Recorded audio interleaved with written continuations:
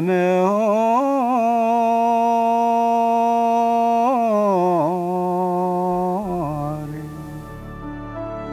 El Himalaya es sin duda alguna la cordillera más fascinante de todas, principalmente porque allí se encuentran las montañas más altas del mundo, algunas por encima de los 8.000 metros de altura. Situada en el centro-sur del continente asiático, tiene una extensión de unos 2.500 kilómetros de largo y 200 kilómetros de ancho. Pero el Himalaya es algo más que montañas. Es un puzzle de culturas y creencias que han germinado en sus vertientes, sociedades nómadas y sedentarias, identificadas con el budismo, el hinduismo y el islam, que han forjado una encrucijada de caminos trazados por las caravanas de asnos, caballos, camellos, yaks y humanos. En el Himalaya confluyen realidades físicas, culturales y espirituales que la han convertido en un mito para toda la humanidad. Este nuevo viaje nos lleva a Mikel, Irache, Mila y Asier a descubrir una pequeña parte de esta gran cordillera, el Himalaya desconocido de Cachemira y Ladakh. Entre las cordilleras del Karakorum y del Himalaya, a las puertas de Asia Central, Cachemira y Ladakh forman una región que en la actualidad es sinónimo de hostilidades bélicas alimentadas por las ambiciones expansionistas de India, China y Pakistán. Sin embargo, esta región misteriosa ofrece multitud de contrastes al viajero: praderas, vergeles, colosales picos nevados, desiertos, caudalosos ríos y lagos cristalinos de altura. Es además morada de dioses. Miles de peregrinos hindús acuden a ella por sus escarpados caminos para reafirmar una devoción que propiciará futuras encarnaciones. Es refugio para la cultura tibetana, cuyos monasterios budistas salpican un paisaje desolado y sobrecogedor, mientras que el valle de Cachemira constituye un jardín para el Islam.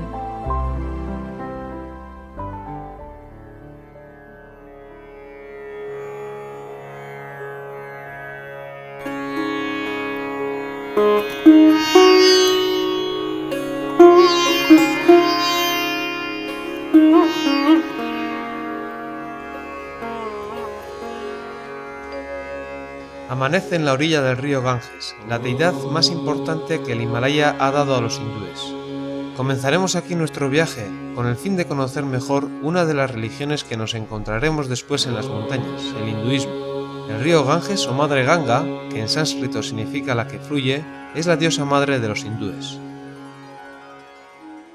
Según la mitología Veda, Ganga era hija de Himavan, rey de los Himalayas, y tenía el don de purificar todo aquello que tocara, hasta que un día los dioses pidieron al rey llevársela al cielo. Por aquella época, la vida en la tierra se estaba haciendo muy complicada debido a los demonios Asura. En la lucha contra los Asura, la tierra se quedó sin agua, secándose completamente. Ante esta calamidad, el rey Bhagirat pidió al dios Brahma que la diosa Ganga volviese a la tierra. El problema era que si Ganga descendía directamente a la tierra, el mundo se partiría en dos por la fuerza de la caída. Así, se le pidió al señor Shiva que amortiguara la caída de Ganga, recibiéndola en su suave cabello enmarañado. Desde entonces, los hindús lavan sus pecados en sus aguas puras.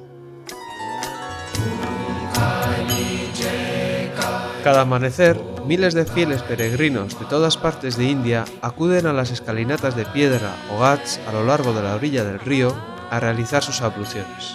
El espectáculo es asombroso y grandioso. Las abluciones forman parte esencial en la vida religiosa del hindú. Son como un renovado bautismo para purificar la mente y abrir el corazón, un rito valioso para modificar las actitudes y conectarse con lo cósmico, un antiquísimo ceremonial para sentir las potencias religiosas floreciendo en el propio ser. Mediante las abluciones, la madre Ganga se deja penetrar y nos penetra, fecunda y es fecundada, ama y es amada. Primero pronuncian un mantra sagrado.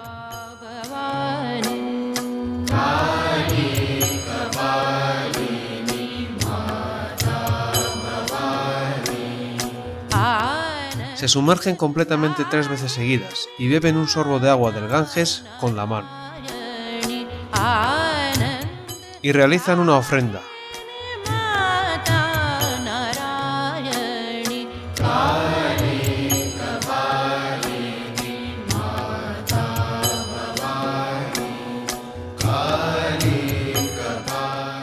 continuación, cada cual es libre de lavarse los dientes, de enjabonarse, de nadar, de lavar la ropa.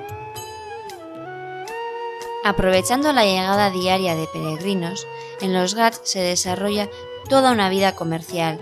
Vendedores de flores, barberos, reclamando el uso de cuchillas nuevas para nosotros los turistas, y astrólogos de la casta brahmánica, en torno a los cuales se agrupa una población siempre ávida de buenos augurios y dispuesta a pagar sumas considerables.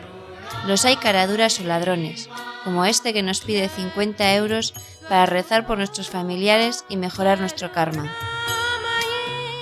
Todo esto ocurre en Varanasi, la ciudad más sagrada de la India, situada en el centro geográfico y simbólico del Ganges, a la misma distancia de su nacimiento en el Himalaya y de su desembocadura en el Golfo de Bengala. Varanasi es un puerto espiritual construido a las orillas del Ganges, con una antigüedad milenaria. Templos, casas, árboles se amontonan uno junto a otro, sin aparente orden. Forman un complejo laberinto de estrechas y sucias callejuelas que imposibilitan la circulación de coches y carros. Son muy generosas en cuanto a olores y animación, por lo que paseando por ellas encontramos una inmensa variedad de tipos humanos.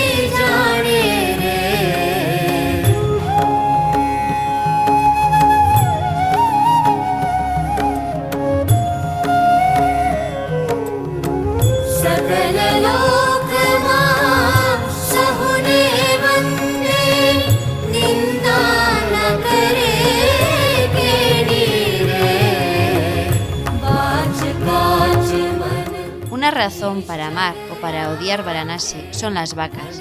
Están por todas partes, también sus heces. En la religión hindú, las vacas son consideradas sagradas. Nadie las molesta, incluso algunos les dan de comer y beber. Vamos, que ser una vaca en Varanasi es un chollo. Varanasi es una ciudad que impresiona, una ciudad de la que nadie sale indiferente. Es un mundo especial que contiene la esencia de la India. La belleza de las mujeres indias tampoco deja indiferente a nadie.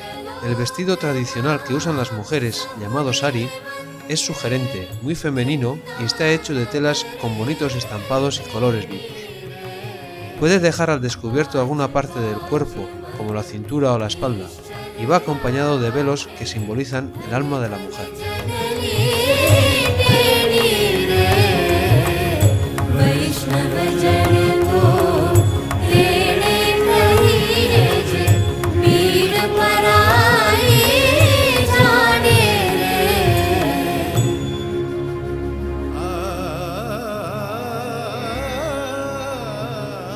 Regresamos a las orillas del Ganges para dar un paseo en barca y escapar de la claustrofobia y vorágine de sus calles.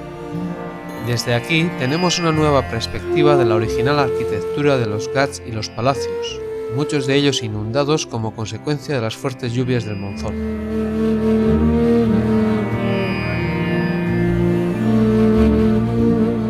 Los jóvenes aprovechan esta circunstancia para divertirse. Hasta que el sol baja tras el horizonte y cae la noche. Es entonces cuando se puede observar el Puya, ceremonia de culto al Ganges. Un grupo de sacerdotes ofician el ritual milenario mirando al Ganges y acompañados de un grupo de músicos. Todo resulta extraño para nosotros.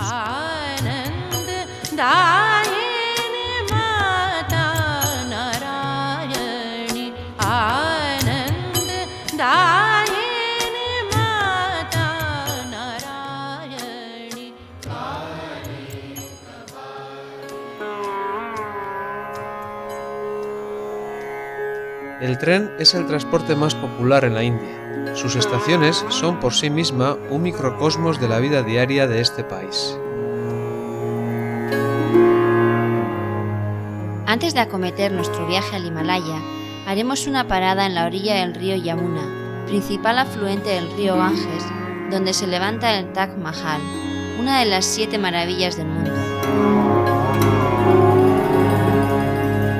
Fue construido por el emperador musulmán Shah Jahan de la dinastía mogol, en honor a su esposa favorita, Mumtaz Mahal, quien murió dando a luz a su 14ª hija. El Taj Mahal es considerado el más bello ejemplo de la arquitectura mogol, estilo que combina elementos de la arquitectura islámica, persa, india e incluso turca, ya que los mongoles convertidos al Islam ya en el siglo XIII provenían de Asia Central y su imperio en el subcontinente indio duró más de 200 años entre los siglos XVI y XVIII hasta la llegada de los ingleses.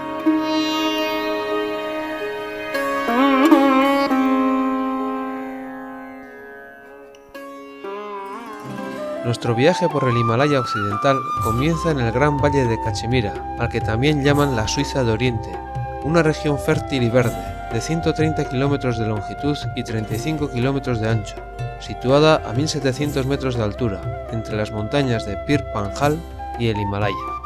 La historia de Cachemira es larga, fecunda y a menudo dolorosa. Actualmente es motivo de disputa entre los gobiernos de India y Pakistán, y ha originado ya 3 guerras. Hace 5.000 años llegaron pueblos de habla indoeuropea, suplantaron a culturas probablemente emparentadas con el Neolítico de China y trajeron la lengua que luego se transformaría en el cachemirí. Los primeros reinos de la región aceptaron la religión védica, que más tarde pasó a llamarse hinduismo.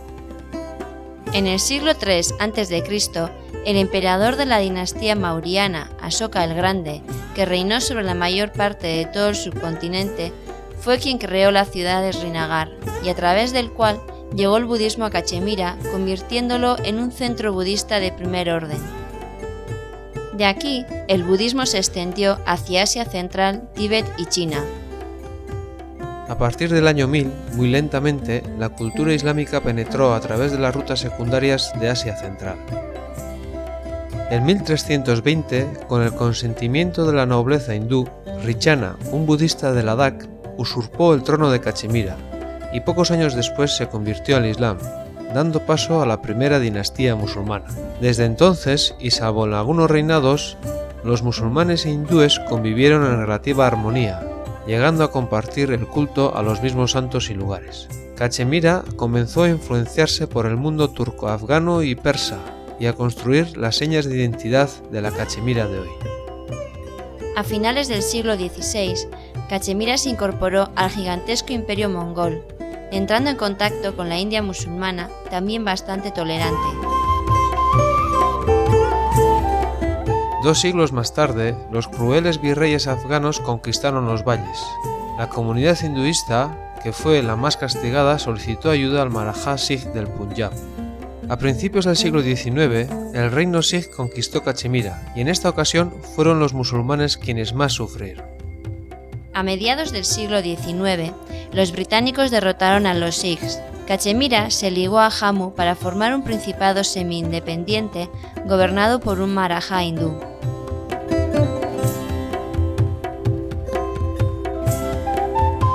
Cuando en 1947 los británicos dividieron su imperio entre India y Pakistán, el Principado de Jammu y Cachemira no quedó definido, y creció la idea de una Cachemira independiente. Sin embargo, 2 meses más tarde, 5.000 soldados pakistaníes entraron hasta Srinagar. El Maharaja pidió auxilio a la India, que aceptó bajo la condición de su adhesión a la India, que posteriormente debería ratificar mediante referéndum. India reconquistó buena parte de la región, pero desató una nueva guerra entre las dos potencias. En 1947, ante las Naciones Unidas se fijó una línea de alto el fuego. Actualmente, Azad Kashmir es una provincia de Pakistán, y Jammu y Kashmir son miembros de la Unión India, sin referéndum.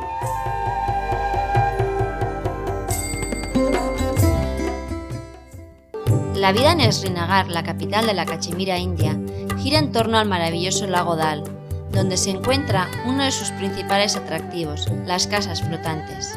El origen de estas casas data del siglo XIX, en el que los marajás cachemires no permitían a los británicos, quienes gustaban del delicioso clima de Cachemira en igual medida que los mongoles, la posesión de tierras en la región.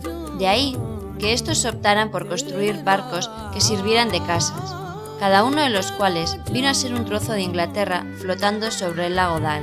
Hoy en día, las casas se han convertido en alojamientos turísticos, muy frecuentados por adinerados indios y que constituyen una fuente de ingresos muy importante para los cachemires. Una casa flotante típica tiene unos 20 metros de eslora y consta de salón, comedor, cocina, baños y pórtico. La decoración interior es totalmente de época inglesa.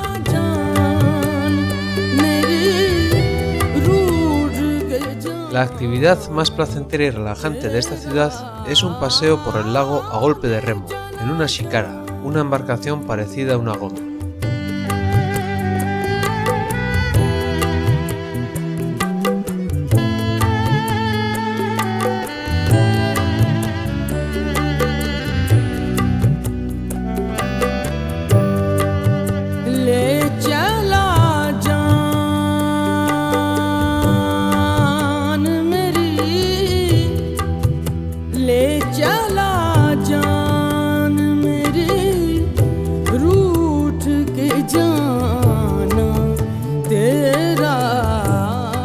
El paseo discurre por un laberinto de canales, puertas y casas flotantes, lotos y nenúfares. Con frecuencia resulta difícil discernir dónde acaba la tierra y dónde empieza el agua. En las huertas flotantes se cultivan tomates, sandías, berenjenas y pepinos, y los nenúfares se emplean como forraje.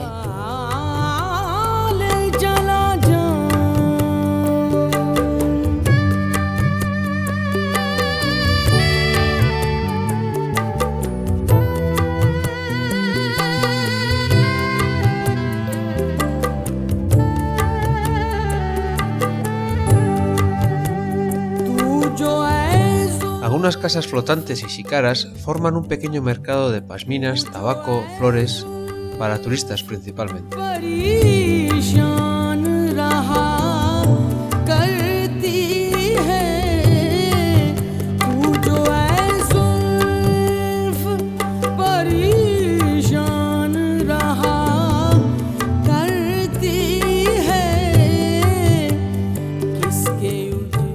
La atmósfera del lago resulta tan cautivadora que no es de extrañar que los soberanos mongoles de la India establecieran su residencia de verano en Srinagar. Si hay un paraíso en la tierra está aquí, dijo el emperador mongol Jehangir al contemplar el valle de Cachemira.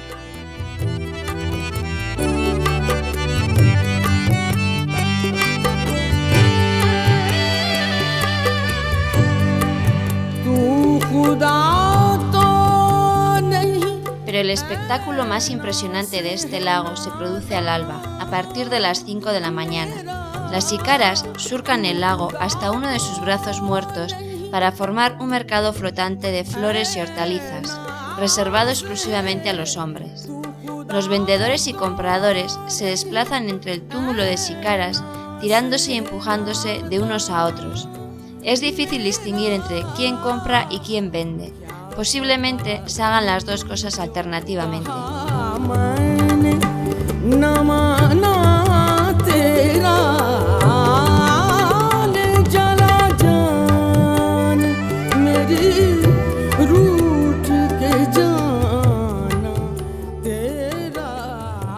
El casco antiguo conforma un laberinto de callejones donde predominan las tradicionales casas cachemires de madera y ladrillo, con sus típicos tejados inclinados, balcones y aleros.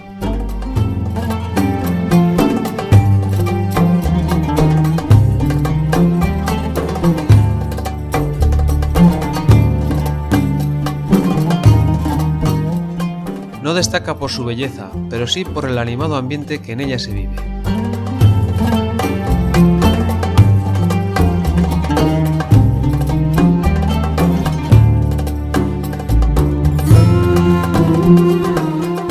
Los rasgos arios de los cachemires y su gusto por el té verde y la pipa de agua confieren a la ciudad un aire inconfundiblemente centroasiático.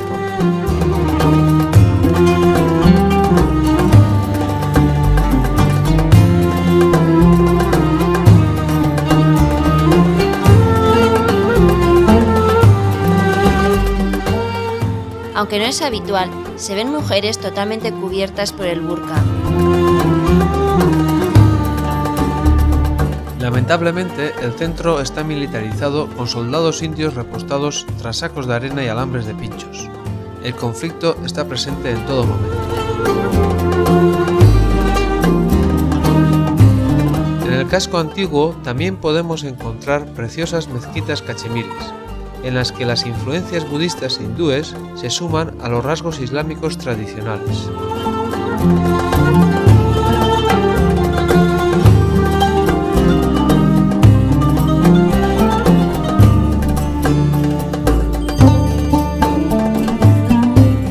Aunque la más bella de todas es la moderna mezquita Ashrabad, que se levanta en la orilla noreste del lago Dal. Por fortuna, somos testigos de un rito de iniciación, que consiste en afeitar la cabeza al niño iniciado. La alegría entre sus familiares es patente y nos invitan a degustar sus dulces de celebración.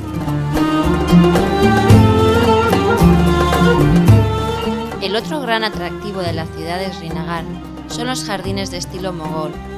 Datan de la época en la que los emperadores mongoles que dominaban toda la llanura india venían aquí de veraneo.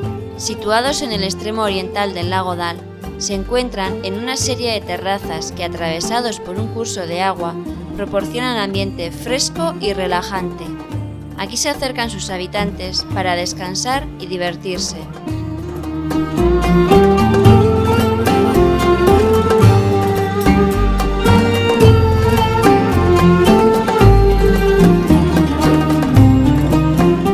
No existe mejor sitio que este para despedir nuestra visita a Srinagar, contemplando este precioso atardecer sobre el cautivador lago Dal.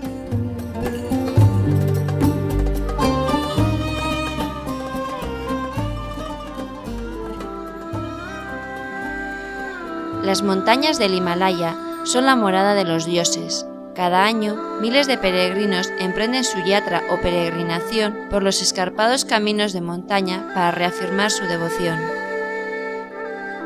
El Amarnath Yatra, situado en tierra cachemir, es uno de los más importantes del Himalaya.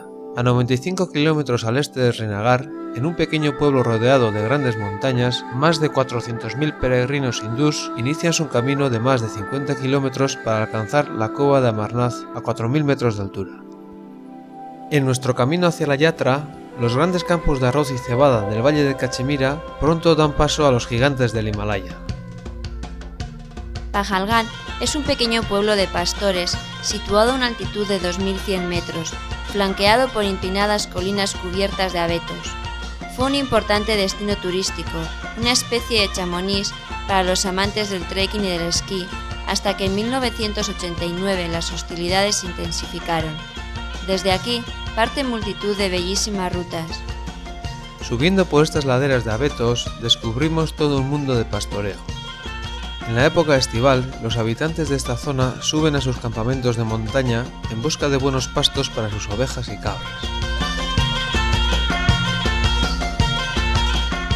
Sus cabras, casi salvajes, producen una de las mejores lanas de la tierra, la pashmina, con la que se tejen prendas y alfombras de gran calidad y belleza.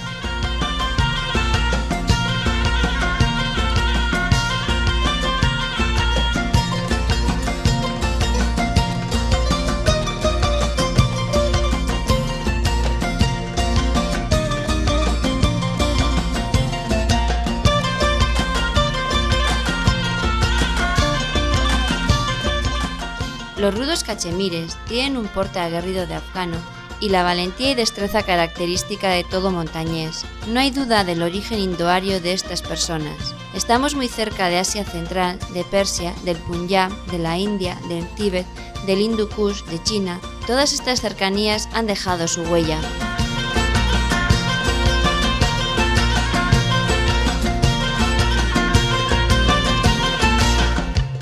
Paradójicamente, En esta tierra de musulmanes tiene lugar una de las peregrinaciones hindú más importantes. Comienza en Pahalgam y en total se han de recorrer 50 kilómetros en 4 etapas para alcanzar la cueva sagrada a 4.100 metros, atravesando previamente 2 puertos, el de Piso a 3.500 y el de Mahagunas a 4.500.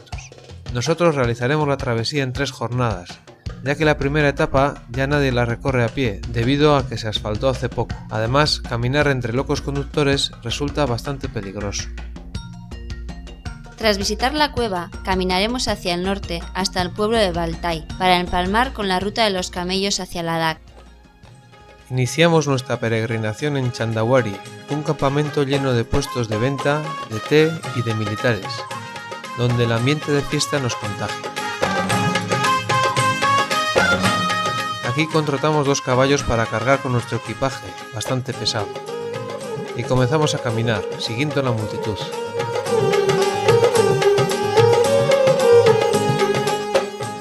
Pronto comienzan las cuestas.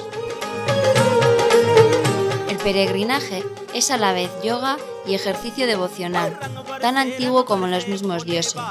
El peregrino puede emprender el viaje por un motivo concreto: cumplir un voto, tener descendencia, curarse de alguna enfermedad, expiar un pecado, pero lo más frecuente es que sencillamente forma parte de su forma de vida y lo emprenda como mínimo una vez al año. Cualquiera que sea el motivo, la peregrinación es un ejercicio físico purificador que le hace regresar con las baterías recargadas. Los indios tienen una relación muy intensa con los dioses. El peregrinaje refuerza esta relación y hace que se sientan más cerca de ellos. Los santones osados de pelo ensortijado y mirada lejana caminan descalzos sobre un suelo a menudo helado y lleno de pedruscos afilados. Armados con sus tridentes de Shiva y con los recipientes para el agua de las abluciones, caminan a paso lento pero continuo, mientras cantan a Shiva.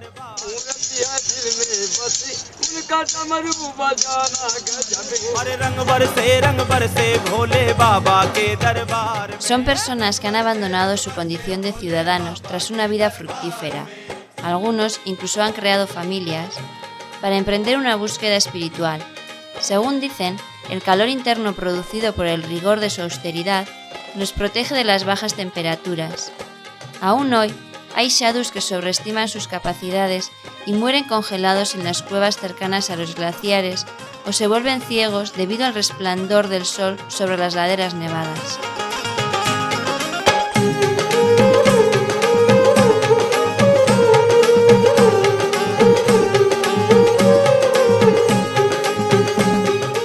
Contrasta esto con la presencia de peregrinos de clase media vestidos a lo occidental, más gordos y mejor calzados.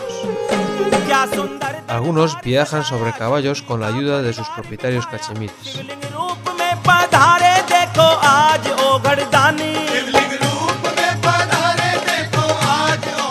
Los de clase más alta viajan sobre palanquines porteados por 4 o 5 cachemires montañeses.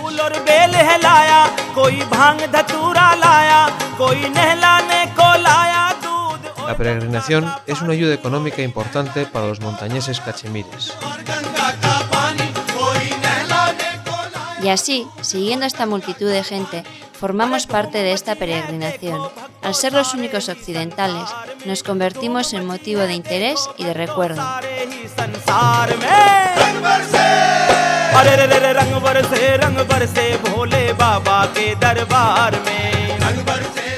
Caminamos por paisajes de montaña a menudo espectaculares, entre picos de entre 5.000 y 6.000 metros, glaciares, ríos, lagos.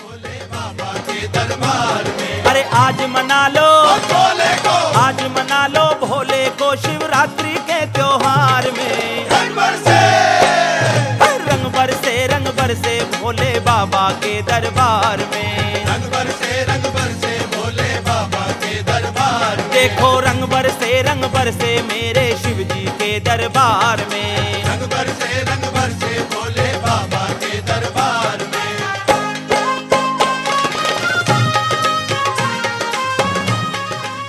Todo el recorrido está fuertemente controlado por militares.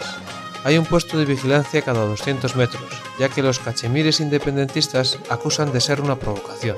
Sin embargo, los datos históricos revelan que esta tradición tiene una antigüedad de al menos 2000 años.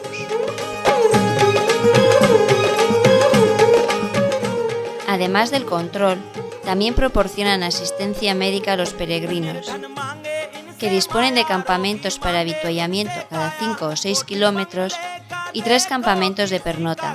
Estos grandes campamentos alimentan y dan cobijo a los más de 400.000 peregrinos que recorren esta romería entre junio y mediados de agosto.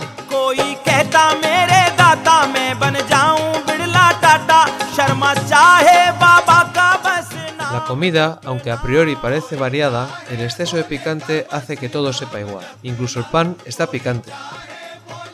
Para conseguir plena integración también comemos y cenamos con los peregrinos. La primera cena, arroz con lentejas, aparentemente inocua, causa estragos en nuestros estómagos, y sus consecuencias las arrastraremos durante todo el recorrido.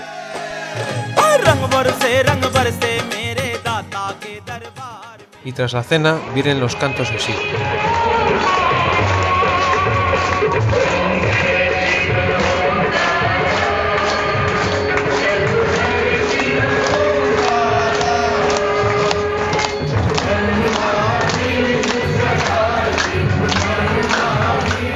El amanecer en el campamento Paktarni es el más emocionante, ya que es la etapa que nos lleva a la cueva sagrada y para nosotros la etapa más impresionante, entre paredes escarpadas y hielos de glaciar.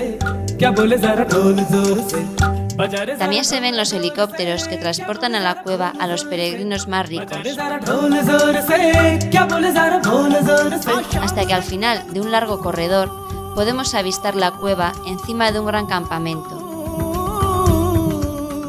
Cruzamos el campamento, que básicamente consiste en multitud de tiendas de souvenir y ofrendas para Shiva.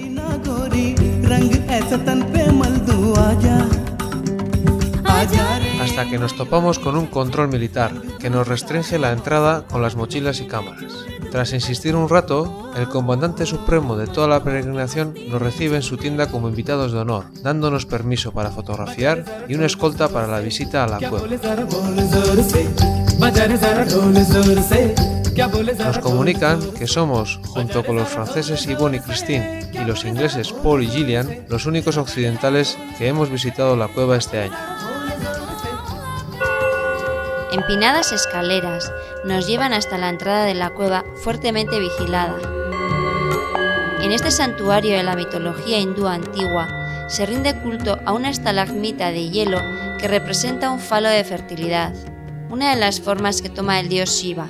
Según la tradición hindú, el dios Shiva reveló ahí el secreto de la inmortalidad a su esposa Parvati.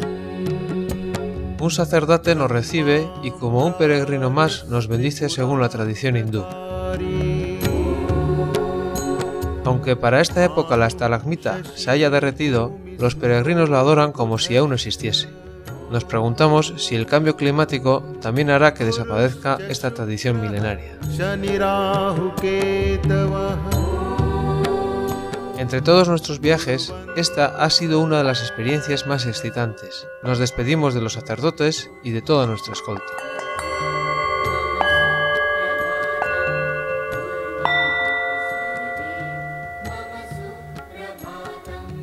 Nuestro siguiente destino por el Himalaya occidental es Ladakh.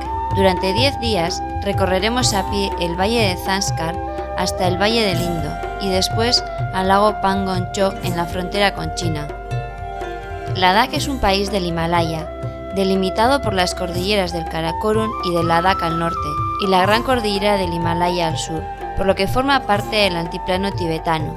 También culturalmente está muy unido al Tíbet, hecho que se evidencia en uno de sus nombres, el Pequeño Tíbet. Los primeros habitantes de Ladakh fueron una mezcla de poblaciones indoarianos de Mons y Dardis. Ladakh fue un reino independiente a partir del siglo IX. Ladakh ha sido siempre un lugar de paso para las caravanas comerciales entre China y Cachemira, conectándola con la ruta de la seda. El budismo llegó a Ladakh por el oeste desde Cachemira en el siglo II. Entre los siglos XV y XVII fueron reiteradamente atacados por los musulmanes de Cachemira, Asia Central y Baltistán. y a finales del siglo XVII por las tropas tibetanas del quinto Dalai Lama. La suerte de Ladakh dio un nuevo giro en la década de 1830, cuando un ejército dogra invadió el país desde Jammu, pasando a ser parte del estado de Jammu y Cachemira hasta nuestros días. Actualmente constituye el 70% del territorio del estado de Jammu y Cachemira.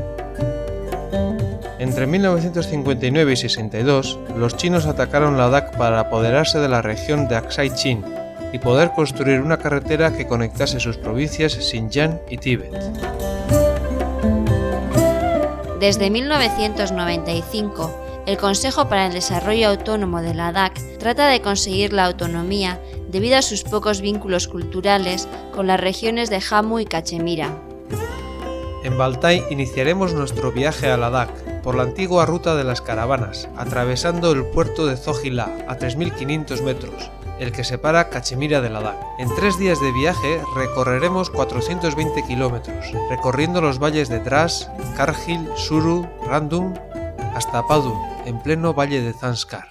En Sonarmag hemos alquilado un coche todoterreno con el que poder afrontar las inclinadas y peligrosas pendientes sin asfalto del puerto de Sohila. El tráfico de camiones lo hace aún más peligroso. No es broma, la noche anterior se despeñó un camión cuyos restos trata de rescatar este camión de rescate.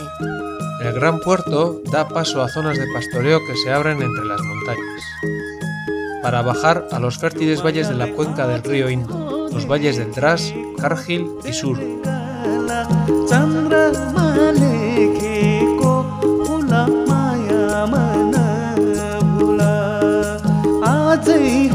En esas montañas, a pocos kilómetros se encuentra la línea de control entre Pakistán e India, que ha sido atacada reiteradamente por Pakistán. En 1999 se produjo una breve guerra. Por eso, cada pocos kilómetros hay controles de pasaporte. Aunque políticamente esta región forma parte de Ladakh, en el plano cultural se halla más vinculada a Baltistán y Dardistán. Según avanzamos de sur a norte, los rastros Balti y Dardi, más indoarios, van dando paso a rasgos tibeto-mongoloides.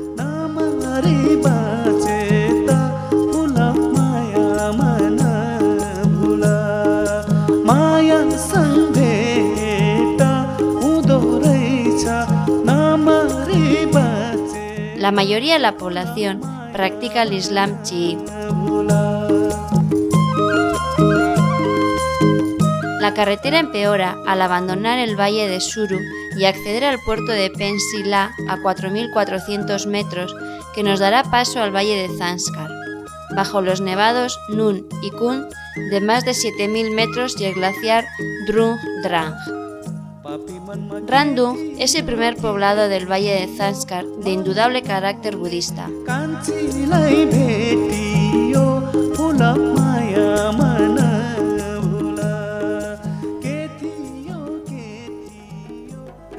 En Padum, capital del valle de Zanskar, iniciaremos un trekking de 10 días con el río Zanskar a un lado, cruzando 6 collados de más de 4.000 metros de altura hasta el monasterio de la Mayuru, en pleno valle del río Indo.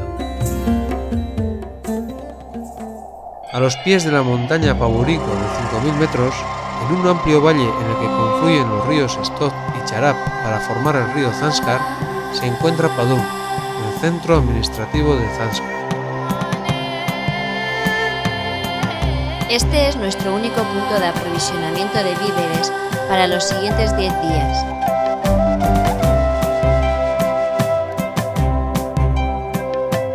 También contratamos caballos de carga para poder caminar ligeros por estas tierras de altura. La tarea ha sido difícil y nos ha costado 3 días, dado que todos los arrieros están contratados por agencias de trekking. Durante los 3 primeros días caminaremos a lo largo del valle del río Zanskar, un río glaciar que baja con mucho caudal y totalmente turbio. El valle es ancho, pero a veces se encajona y nos obliga a caminar por el propio río. A nuestro alrededor, el paisaje es impresionante, por la elevación de sus paredes hasta los 5.000 e incluso los 6.000 metros y por su austeridad. Debido a que el monzón no llega a esta región y a que durante 8 meses al menos está cubierto de nieve y hielo, apenas hay vegetación.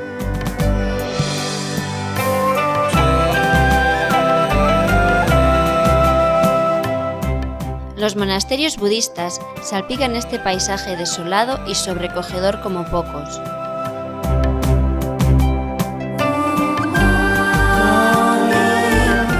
En este tramo, los pueblos se suceden uno tras otro, a uno y otro lado del río, rodeados de campos de trigo, cebada, centeno, maíz o patatas y algunos vegetales como la coliflor, la berza y los guisantes.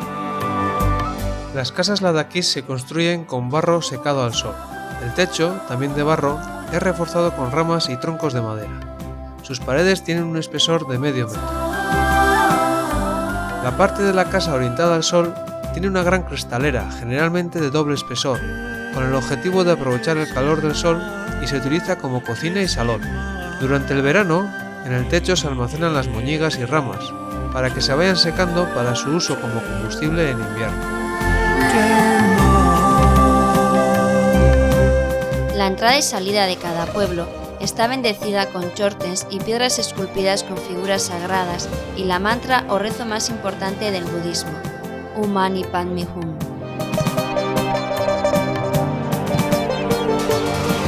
Los campesinos tienen una actividad frenética. Sus hoces no paran de segar. Otros separan el grano de la paja. El verano se acaba y hay que recoger la cosecha antes de los primeros fríos y nieves. De hecho, son capaces de recoger 2 cosechas en un solo verano. Los 10.000 zanskaríes que viven en todo el valle están acostumbrados a una vida durísima, ya que viven en la región menos fértil de todo Ladakh y con lo cosechado deberán subsistir durante 7 u 8 meses de aislamiento absoluto, ya que todo se cubre de nieve y hielo con temperaturas extremas de hasta menos 20 grados. Este aislamiento les obliga a una total autosuficiencia.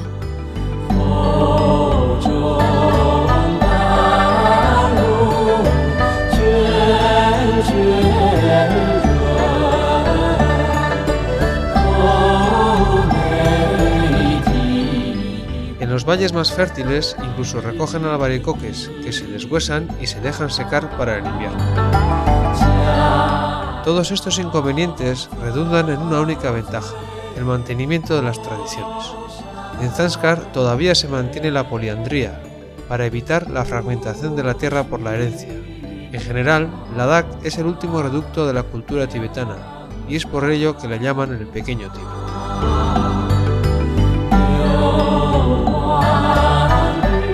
Hablan el zanskarí, un dialecto del ladaquí, que a su vez es una versión del tibetano original, aunque la lengua oficial de Ladakh es el urdu. Puestos a aprender una sola palabra, esta debería ser la polivalente yule, que significa hola, adiós, por favor y gracias.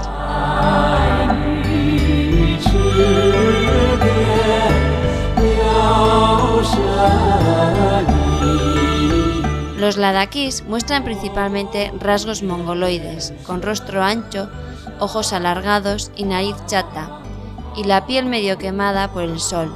Son resultado de una continua mezcla de razas indoaria y mongoloide, como consecuencia de continuas invasiones de las regiones limítrofes, así como por ser ruta de comercio.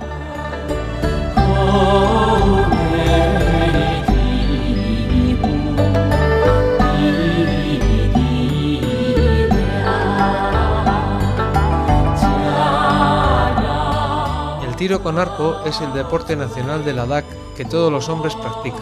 Alrededor de este juego se reúnen y se divierten.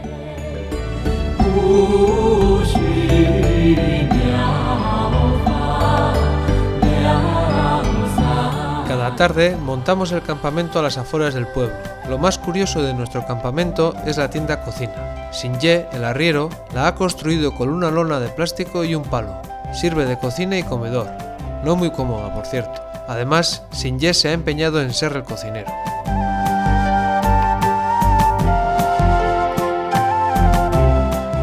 En un par de ocasiones nos hemos alojado en casas locales, lo cual nos brinda la oportunidad de compartir su vida interior, que gira en torno a la cocina a la que llaman chansa. Es la zona más espaciosa, con el fin de recibir el mayor número de invitados posible, consecuencia de su carácter hospitalario. Tiene un fuego central y toda una pared de armarios repleta de instrumentos de cocina bien ordenados y extremadamente limpios. El cuarto día abandonamos el río Zanskar, que gira hacia el oeste y se esconde entre acantilados. Nosotros nos dirigimos hacia el norte, a través de 7 valles y 8 collados de entre 4.000 y 5.000 metros, con pendientes muy exigentes. Aunque comenzamos a caminar juntos, Sinye y sus caballos nos dejan atrás, fundamentalmente porque están acostumbrados y porque no llevan exceso de carga. Aunque 2 caballos son suficientes para nuestra carga, nos vimos obligados a contratar 4.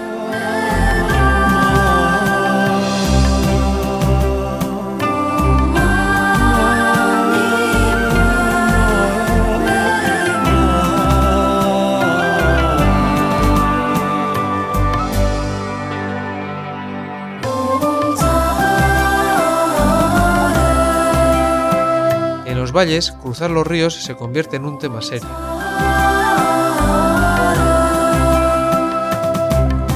Las manadas de cabras ibex que merodean por estas altitudes son un regalo. Pero lo mejor de cada jornada es alcanzar los collados. En ellas termina el sufrimiento de las cuestas en esta atmósfera sin mucho oxígeno a 5.000 metros. Aunque no podemos permanecer mucho tiempo en ellos, ya que el viento nos deja pronto fríos. Por cierto, el nombre de Ladakh significa la tierra de los muchos pasos de montaña. Los collados están llenos de piedras mani y banderas de oraciones. Aquí se aprovecha la fuerza de la naturaleza para lanzar las oraciones al universo de Buda, que nos ofrece nuevas panorámicas, paisaje desolado y sobrecogedor, que no tiene más límites que la propia vista.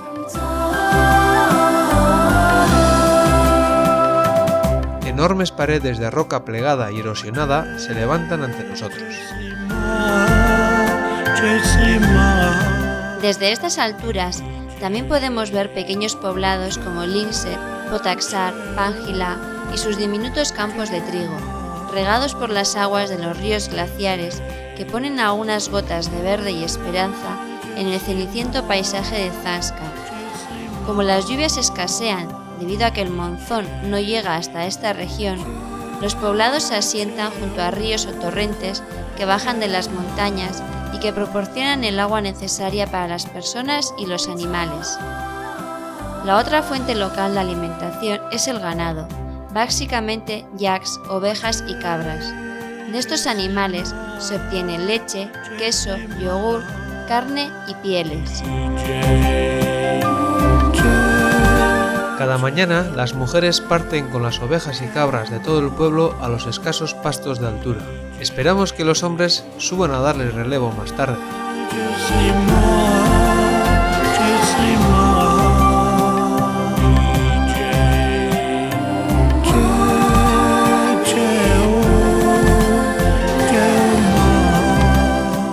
En el ecuador de la travesía llegamos al monasterio de Linset, aislado en un profundo valle rodeado de pasos altos, en la que viviremos una de las mejores experiencias del viaje. Los monjes nos reciben con una amable sonrisa, diciendo «Esquiodle, esquiodle, adelante, adelante». En su interior descubrimos que todas las paredes, rincones y espacios laterales están maravillosamente adornados con frescos de una cuidada filigrana, mandalas, dioses, figuras recurrentes, cada una distinta, contemplan un fabuloso conjunto artístico del que no existe artista conocido. De hecho, ellos no lo consideran arte, sino objetos y recursos para guiar la mente meditativa de los adeptos. En realidad, el budismo no es una religión, sino un sistema filosófico y un código moral. Buda fue el primer príncipe que renunció a sus riquezas para buscar la salvación del alma.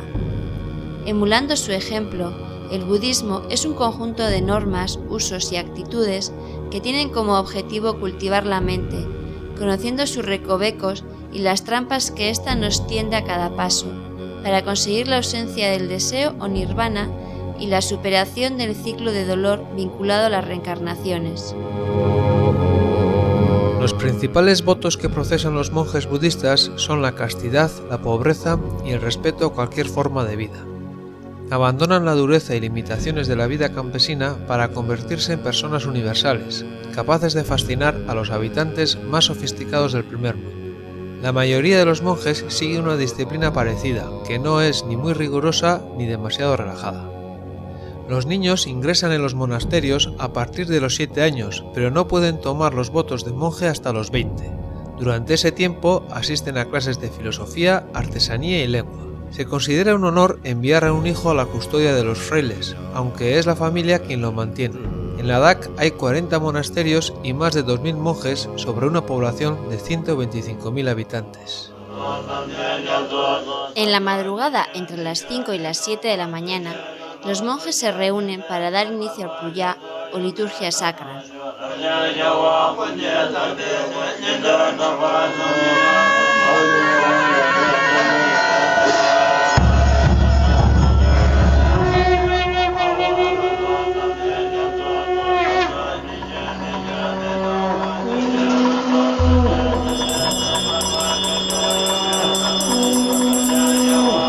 Invocando a la palabra con sus mantras y al gesto de sus mudra, los monjes inclinan el cuerpo hacia adelante y hacia atrás, provocando una especie de estado hipnótico.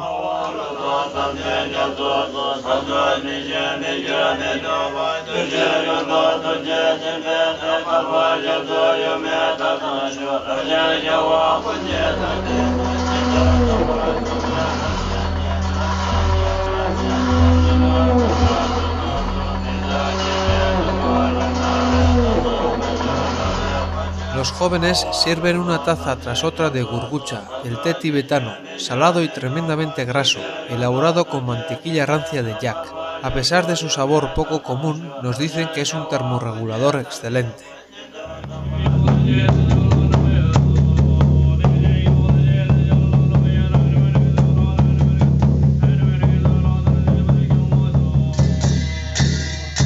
Los monjes están muy atareados realizando una mandala. Finísimos granos de arena teñidos con colorantes específicos son conducidos a través de un largo embudo metálico hacia una gran plataforma sobre la que se forma una especie de círculo que representa la vacuidad luminosa de la mente, el estado puro de la mente. Una vez completada su función sacra, se arrojan al río para que las aguas esparzan su santidad. Una vez más, la impermanencia del budismo. Las dos últimas jornadas discurren por el interior de un cañón o barranco impresionante con paredes verticales que se elevan 1000 metros sobre el curso del río. Puentes hechos de piedra, ramas y troncos con el vacío debajo ponen a prueba nuestro vértigo.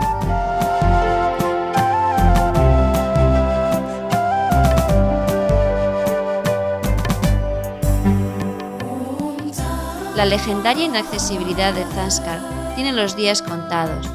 Actualmente, la carretera de Padun a Kargil y en un futuro muy próximo, la que se está construyendo a Nimmu, cerca de Leh, harán que el modo de vida de los zanskaríes cambie para siempre. Paso a paso, la caminata que iniciamos hace 10 días va llegando a su fin. Los últimos pasos nos conducen hasta la Mayuru y su majestuoso monasterio. Aquí nos despedimos de Sinje, que intentará regresar a Padun o Darcha con algún otro grupo de turistas o como transporte de alguna mercancía que puedan llevar sus caballos.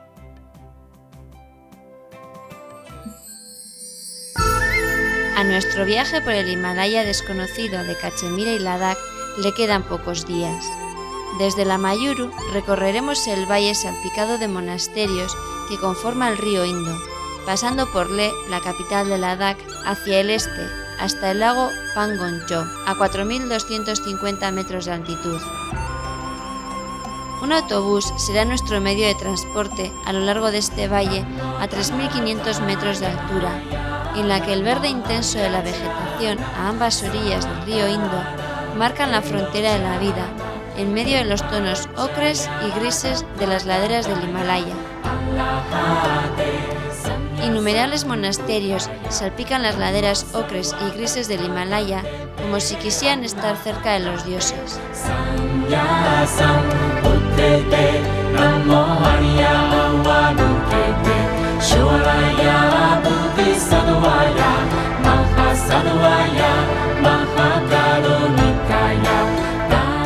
El Stok Kangri, con sus 6.153 metros y perpetuas nieves, es la cima más espectacular y majestuosa. A los ladakíes, como a la mayoría de los tibetanos, no les gusta ascender montañas. Son la morada de los dioses. Experimentamos un cierto alivio al llegar a la ciudad de Leh, capital de Ladakh, donde el placer de una ducha será ya una realidad. Preside la ciudad el ruinoso palacio de Leh, donde habitó la familia real ladakí hasta 1830.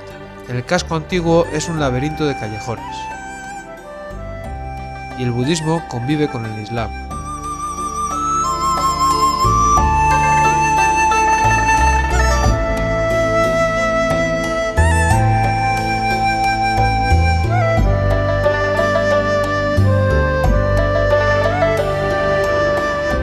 Dejamos atrás Leh y su vida comercial y seguimos viajando al oeste, que nos lleva a superar el puerto de Changlala a 5.289 metros, el tercero más alto del mundo, a un paisaje aún más desolado. Hasta Pangoncho, uno de los mayores lagos salobres de Asia, con unos 130 kilómetros de longitud, 3/4 partes de las cuales se adentran en el Tíbet de dominio chino. Situado a 4.250 metros, también es uno de los más altos del mundo. Custodiada por pardas cumbres que la nieve blanquea con frecuencia, las aguas del lago adquieren a la luz del sol una tonalidad azul verdosa, y el aislado paisaje se reviste de una pureza y hermosura sin igual. Un regalo de los dioses del Himalaya para el final de nuestro viaje. Acampamos en sus orillas para contemplar este regalo, rememorando todos y cada uno de los pequeños y grandes momentos vividos en estas tierras y pueblos del Himalaya, con la dicha de sentirse pequeño y dignamente humano en los alrededores de este paraíso. Esperaremos a que las puertas del cielo se abran y el universo se nos muestre.